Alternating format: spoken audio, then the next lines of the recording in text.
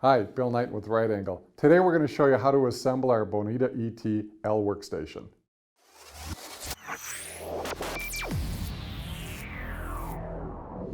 Step one, we're going to lay our work surfaces out.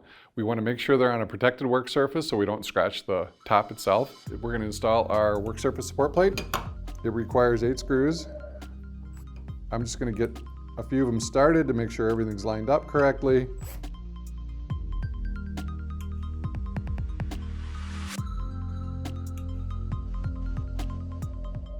The next thing you want to do is bring up the left leg, and the other thing you want to notice on the legs has the mounting nuts for the motor, and also there's a label saying which column gets the motor, and the motors always face to the back of the work surface.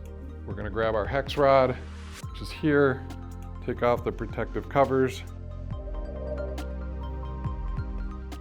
I slide it through the motor,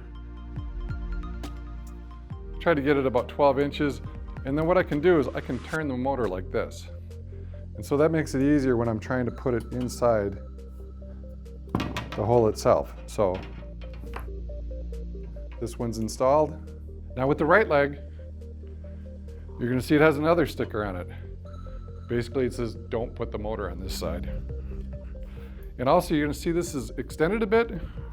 You always want to make sure that it's all the way down. Now there's a couple different ways you can do this. Sometimes you can just put it in there and you'll get lucky and it slides in perfectly like it did there.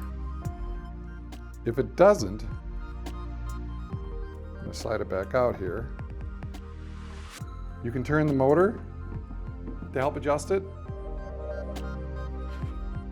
We give you a wrench that'll fix the hex rod, and you can turn it just a little bit to get it to pop through.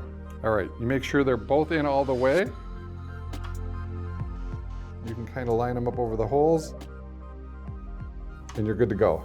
Now that the hex rod is installed, we're going to slide the motor into position and install the mounting bolts. Make sure you use the lock washer. Step 4 is aligning our U-channel with the pre-drilled holes on the main work surface. So you have 2 different U-channels that come with it. On the main work surface, it's going to be the longer one, and you're going to see that there's different lengths on both sides. The holes that are closest to the edge go by the motor.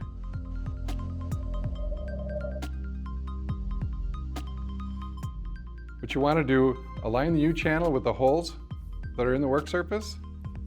Start on each end. Put a screw in just to make sure everything lines up. If you do the 4 perimeter screws, you can put those in loose.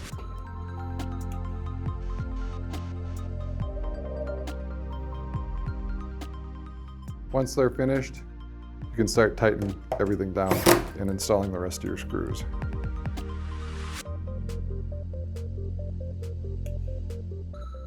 Okay, those are all installed. We have one more U-channel to install. That's on the return side.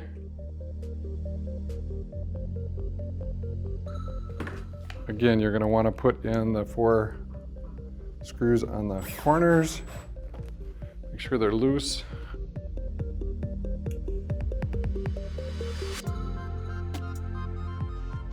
Then remember, after you get the 4 corner screws in, you can start tightening everything up. Now step 5, slide the cross support over the right leg.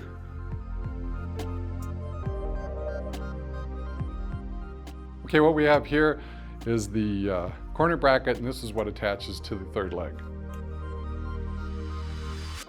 So that slides in like that.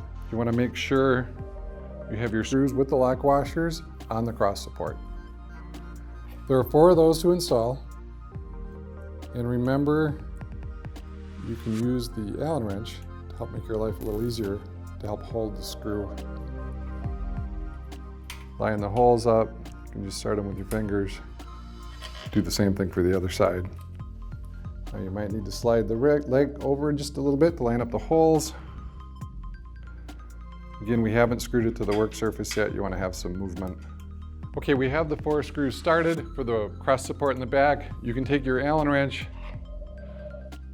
You can get them closer to being tight, but don't tighten them all the way. You just want to make sure they don't come out when you're moving it around.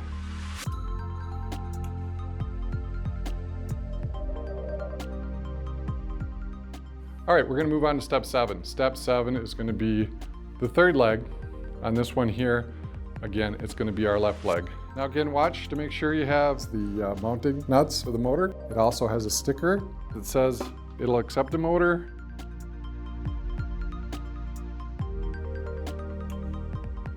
Okay, we're going to be installing the 2nd motor. You have the short shaft. We're going to install it in the motor. Now you want to take your little tool along here to possibly adjust it to insert it inside the leg. So I'm just going to push this forward for now. And I'm having some difficulty getting this to go in. So what I do is I take my tool and I just give it a slight turn on the hex rod, which is going to turn the motor just a little. I'm going to try it again. And then it's going to slide in. Okay, we've just finished step 7. Now we're moving on to step 8. Step 8 is just going to be installing the hardware with the lock washers for the motor and then tightening everything down.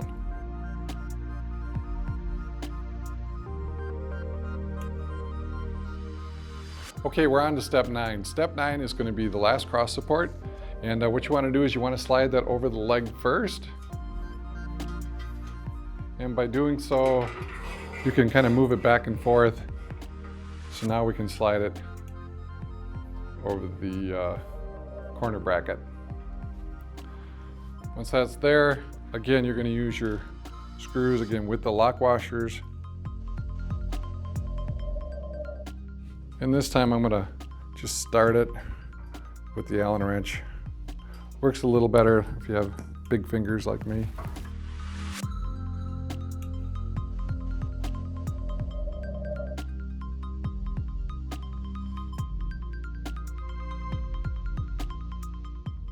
Okay, we're up to step 10. Now step 10, we're going to be installing the screws through the leg work surface support brackets into the top. We're going to put all the screws in, but we're not going to tighten them down.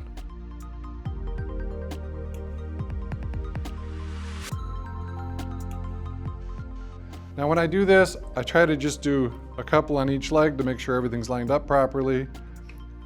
And again, we don't want to tighten them down just in case we need to adjust the plate a little bit to make it line up to the other screw holes.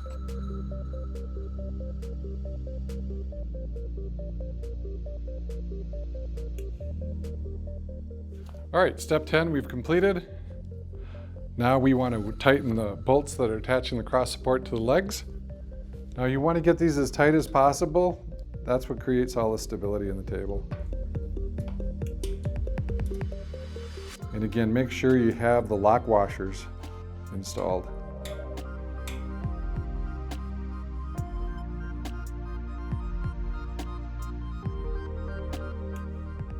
Okay, we're up to step 12. Step 12 is installing the switch that controls your height adjustable table. Now you have 2 choices. You have our standard switch, which is a 2-button switch, and then you have our digital switch, which is a 4-button switch. So here's the 4, here's the 2. Now on the work surface, we do have it pre-drilled for this unit. The holes are on the return side, and it's pre-drilled for both. So you can install either one. We'll install the 4-button switch.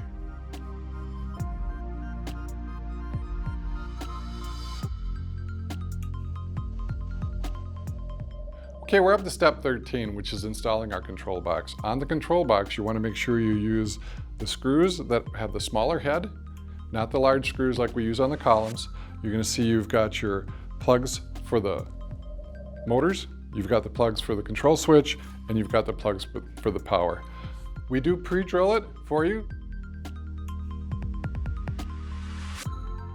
Just place it. Install the 2 screws. Make sure it's tight. Remember, this has a gyro sensor inside, so if it moves or wiggles, the table will not work properly. Now we're on step 14. 14 is going to be installing the wire management. You're not quite sure where you want to go with this until you kind of pull the cables all out. You can lay them on the desk, see how they're going to work best for you. All right, I've got my cables pulled out. Now you might want to save one of these wire managements for the other side for your other power cords. So that's what I'm going to do. I'm going to put that over there. Now once you stick this down, it will not come back up without leaving the strips intact. Make sure when you put it down, you still have enough room to plug the power cord in. And then we recommend to put a couple screws in just so gravity is not our enemy and it tries to detach the power management from the work surface. Okay, now we want to install the wire management for your control switch. I'll usually just take the shortest route. Again, there's not pre-drilled holes for this, so it's kind of up to you how you want to handle it.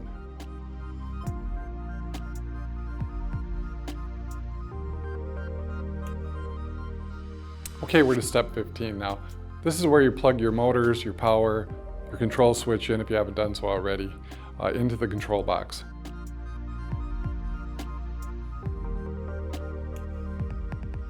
Okay, we just finished step 15. Our table's completely assembled.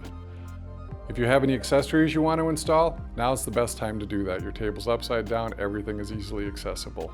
Okay, there's a couple things you might want to remember. When the table's plugged in for the first time, it's in reset mode.